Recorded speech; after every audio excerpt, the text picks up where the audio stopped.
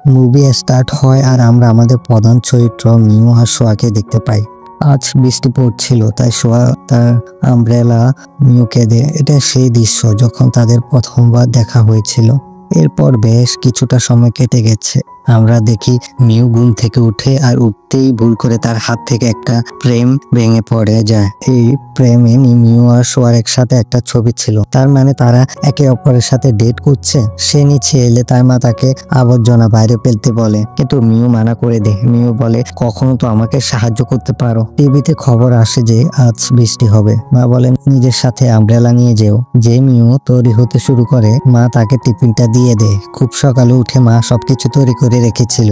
এরপর রাস্তায় চলার সময় একটা ছোট বাচ্চা এসে তার পা ধরে ফেলে। সে বাচ্চাটার মা এসে তাকে নিয়ে যায়। স্কুলের কাছাকাছি পৌঁছাতেই তার বান্ধবীর সাথে দেখা হয়। সে জিজ্ঞেস করে, আজকের পরীক্ষার প্রস্তুতি নিয়েছিস? মিউ এই ব্যাপারে সম্পূর্ণ ভুলে গিয়েছিল। তার বান্ধবীর একটু কাজ থাকায় সে তাড়াতাড়ি চলে যায়। পেছন থেকে মিউর ইউতু নামের এক বন্ধু এসে তাকে ভয় দেখায়। সে জিজ্ঞেস করে, তোর আর সোয়ার মধ্যে কি চলছে? মিউ বলে, কিছুই না। ইউতু বলে, তোরা তো ডেট করছিস। ইউতু বলছিল যে কিছু গুজব ছড়িয়েছে যে তারা একে অপরের সাথে কথা বলছে না। মিউ তাকে বলে, তুই খুব বেশি কৌতূহলী, তোর এত আগ্রহ দেখানোর উচিত না। ইউতু জিজ্ঞেস করে, তুই ঠিক আছিস তো? মিউ বলে যে আমি ঠিক আছি, আর তারপর সেখান থেকে চলে যায়। যখন মিউর ক্লাস চলছিল, সোয়া খেলার মাঠে খেলছিল। সে তাকেই দেখছিল। তাদের পরীক্ষার কোশ্চেন পেপার দেওয়া হয় আর একটা পেপার বাতাসে উড়ে নিচে পড়ে যায়। তখনই মিউ তাড়াতাড়ি সোয়াকে দেখতে পায়। আজ মিউ আর সোয়া দুজনে সিনেমা দেখতে যাবে। লাঞ্চ ব্রেকে মিউর সাথে তার বান্ধবী কথা বলে। সে বলে, তোরা প্রত্যেক মাসের প্রথম দিনই সিনেমা দেখতে যাস, আমাদের তো স্টুডেন্ট ডিসকাউন্ট আছে, তোরা যে কোনো দিন যেতে পারিস। মিউর মনে হচ্ছিল সোয়া তার সাথে বেশি সময় কাটানে। বান্ধবী বলে, আজ তো এই কথাটা ওকে বলা উচিত। আমাদের একটা ফ্ল্যাশব্যাক দৃশ্য দেখানো হয় যেখানে মিউ সোয়াকে অন্য একটা মেয়ের সাথে দেখছিল। এই কারণে সে একটু চিন্তিত ছিল। কিছুক্ষণ পর সেখানে ইউতু এসে হাজির হয়। সে মিউর লাঞ্চ থেকে কিছু খাবার তুলে নেয় আর সেটা তার খুব ভালো লাগে। তারা যখন কথা বলছিল তখন সোয়া সেখানে আসে। মিউ তার কাছে গেলে সে তার মাথায় হাত বোলায়, বলে, তোমার চুলগুলো কেমন অদ্ভুত দেখাচ্ছে। মিউ বলে, বৃষ্টি হলে চুলগুলো এরকমই হয়ে যায়। সোয়া তাকে বলে,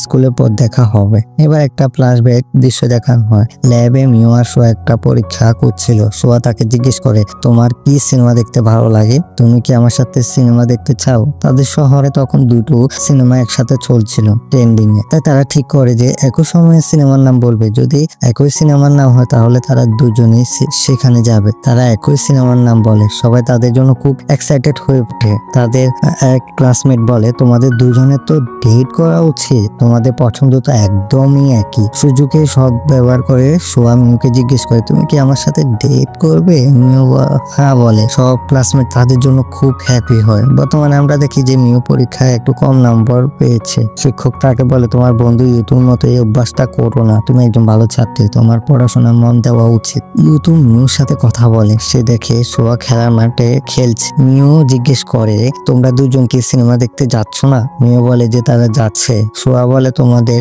দুজনের মধ্যে কি চলে আমি বুঝতে পারি না। মিউ বলে, আই ডোন্ট নো। সোয়া তার বন্ধুদের সাথে কথা বলছিল, তখন মিউ সেখানে আসে। তারপর দুজনে সিনেমা দেখতে চলে যায়। সিনেমার জন্য তারা ভেতরে ঢুকতেই যাবে, এমন সময় সোয়ার কাছে একটা ফোন আসে। ফোনে কথা বলার পর সে মিউর কাছে আসে। সে বলে, একটা জরুরি কাজ এসে গেছে, আমাকে এখান থেকে যেতে হবে। সে জিজ্ঞেস করে, আমরা কি পরের সাথে সিনেমাটা দেখতে আসতে পারি? মিউ বলে, ঠিক আছে। সোয়া দুঃখিত বলে সেখান থেকে চলে যায়। মিউর মনে পড়ে যখন তারা প্রথমবার সিনেমা দেখতে এসেছিল, তাদের মধ্যে একটু অস্বস্তি ছিল, কিন্তু দুজন একে অপরের সাথে সময়টা বেশ উপভোগ করেছিল।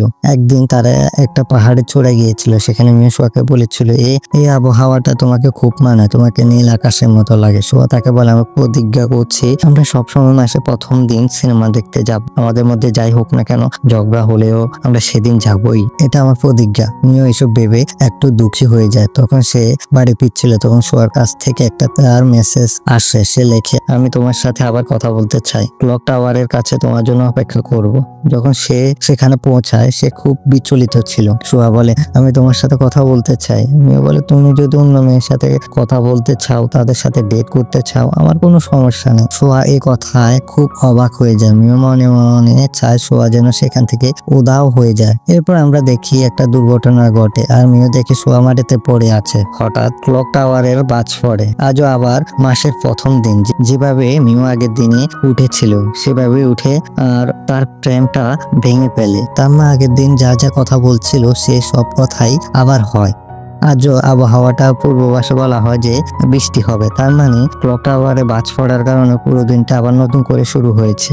মিও তার মাকে জিজ্ঞেস করে আজ কি বার? মা বলে আজ মাসের প্রথম দিন। মিওর এই কথাটা খুবই অদ্ভুত লাগে। যখন সে স্কুলে যাচ্ছিল আগের দিনের মতো একটা ছেলে তার পা ধরে ফেলে, আজও সেভাবে ধরে। মিওর মনে হয় যেন তার মাথায় সমস্যা হচ্ছে, অর্থাৎ আগের দিন সে যা অনুভব করেছিল সেটাই আবার অনুভব করছে। হয়তো এটা কোনো কাকতালীয় ঘটনা।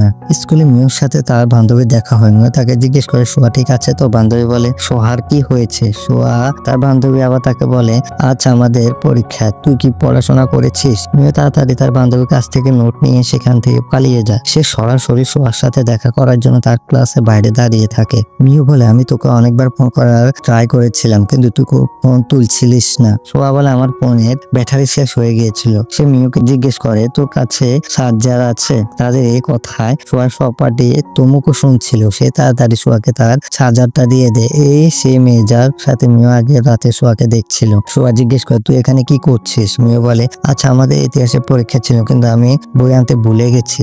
তুমুকো তখন তাকে নিজে বইটা দেয়। তুমুকো সোয়াকে বলে তোমাকে সাহায্য করার জন্য পরেরবার আমাকে টিপ দিও। আজ মিওর পরীক্ষাও ছিল না তবুও সেই বই নিয়ে এসেছিল। এটা দেখে তার বান্ধবী অবাক হয়ে যায়। আজও পরীক্ষা ভালো করতে পারে না। মিও তার বান্ধবীকে বলে আমি এই দিনটা আগেই বিলং করেছি। বান্ধবী বলে এটা কি স্বপ্নের মতো? তুই কি তোর অবিচ্ছেতন মনের কল্পনা করেছিস? আমি শুনেছি আমাদের ইচ্ছেগুলো স্বপ্নে বেরিয়ে আসে। তুই স্বপ্নে আর কি কি দেখছিস? মেয়ে বলে সোয়া শাস্তি পাবে। মেয়ের বান্ধবী বলে অন্যরা তোমাদের দুজনকে নিয়ে কি ভাবে তা নিয়ে বেশি ভেবো না, তোমার এইসব নিয়ে বেশি চিন্তা করা উচিত না। আজও ইউতু তার পেছন পেছন আসে। তাড়াতাড়ি তার লাঞ্চ বক্স থেকে কিছু তুলে নিয়ে যাবে। মিও তার আগে বুঝতে পারে সে এরপর কি বলবে সেটাও মিওর আগে থেকে বলে দেয়। পরের মুহূর্তে সেখানে সোয়া এসে হাজির হয়। সে মিওর চুলে হাত বোলাতে যাবে কিন্তু মিও তাকে থামিয়ে দেয়। সোয়া তবুও তার মাথায় হাত বোলায়। মিও বলে আমি তোকে বলেছিলাম। সে আবার বলে আজ তোর চুলগুলো অদ্ভুত লাগছে। মিও বলে আমি তোকে বলেছিলাম যে বৃষ্টির দিনে ওগুলো ভালো লাগে না। সোয়া তাকে জিজ্ঞেস করে আজ আমাদের সিনেমা দেখতে যাওয়ার কথা। মিও বলে আজ আমি যেতে পারবো না।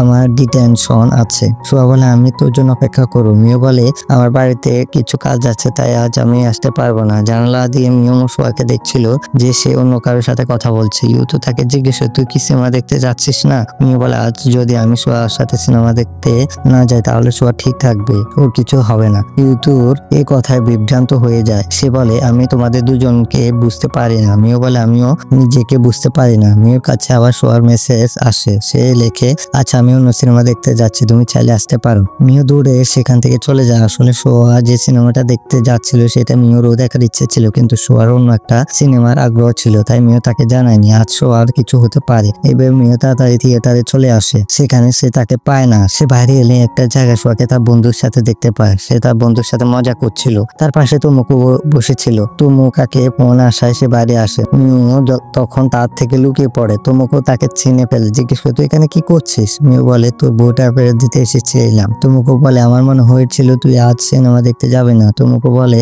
আজ মিওকে আমার সাথে থাকতে দে, আজ ওর জন্মদিন। মিও বলে আজ সোয়াকে সিনেমা দেখতে যেতে দিস না। তুমুকু বলে এমনিতেও আমার সেটাই পরিকল্পনা ছিল। রাতে মিওর লাঞ্চ বক্স ফেরত দেওয়ার জন্য ইউতু তার সাথে দেখা করে। সে জিজ্ঞেস করে আজ সোয়া তোর সাথে নেই, কিছু হয়েছে কি? মিও বলে তুই আবার আমার ব্যক্তিগত ব্যাপারে নাক গলাচ্ছিস। সে তখন তাকে বলে আমি ওকে বলেছি যে আমি সিনেমা দেখতে যেতে পারবো না। ইউতু জিজ্ঞেস করে তুই এমন কেন করলি? মিও বলে অনেক কিছু হয়েছিল। মিও আবার তাকে বলে তুই একটু বেশি কৌতূহলী। ইউতু বলে তোর কান্না মুখ আমার ভালো লাগে না। সে তাকে খুশি দেখতে চায়। দূর থেকে মিও লক্ষ্য করে যে তুমুকু আর ইউতু একসাথে হেঁটে যাচ্ছে। তারা সেদিকেই যাচ্ছিল যেখানে দুর্ঘটনাটা হওয়ার কথা। সে তাড়াতাড়ি তাকে বাঁচানোর জন্য সেখান থেকে দৌড়াতে শুরু করে কিন্তু ইউতু তাকে থামিয়ে দেয়। সে বলে প্লিজ যেও না, আমি তোমাকে খুব পছন্দ করি। মিওর এই কথা অবাক হয়ে যায় কিন্তু তাকে সোয়াকেও বাঁচাতে হবে। সে দুঃখিত বলে আমাকে যেতে হবে। সে দৌড়ে সোয়ার কাছে যায়, দেখে সোয়া দুর্ঘটনা ঘটেছে। পরের দিন যখন সে উঠে দিনটা আবার পুনরায় শুরু হয়।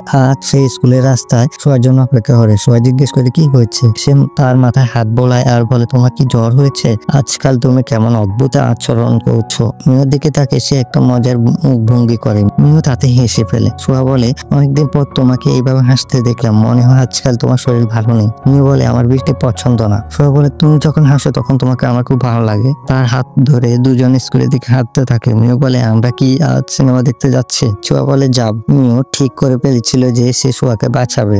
আজ যখন সে স্কুলে ইউতুর সাথে দেখা করছিল তখন তার মনে পড়ে যে আগের দিন ইউতু তাকে কি বলেছিল। ইউতু তাকে জিজ্ঞেস করে, তুই ঠিক আছো? ইউতু তাকে জিজ্ঞেস করে, তুমি ঠিক আছো তো? মিউ বলে, আমি ঠিক আছি। আজও সে একই ঘটনাগুলো ঘটে। সোহার সাথে দেখা করার জন্য মিউ তার ক্লাসের দিকে যায়। সেখানে বাইরে তার তমুকুর সাথে দেখা। সে বলে, সোহা কিছুক্ষণ আগে এখানে ছিল। তমুকু মিউকে বলে, তোমরা দুজন সিনেমা দেখার জন্য একে অপরের সাথে ডেট করো।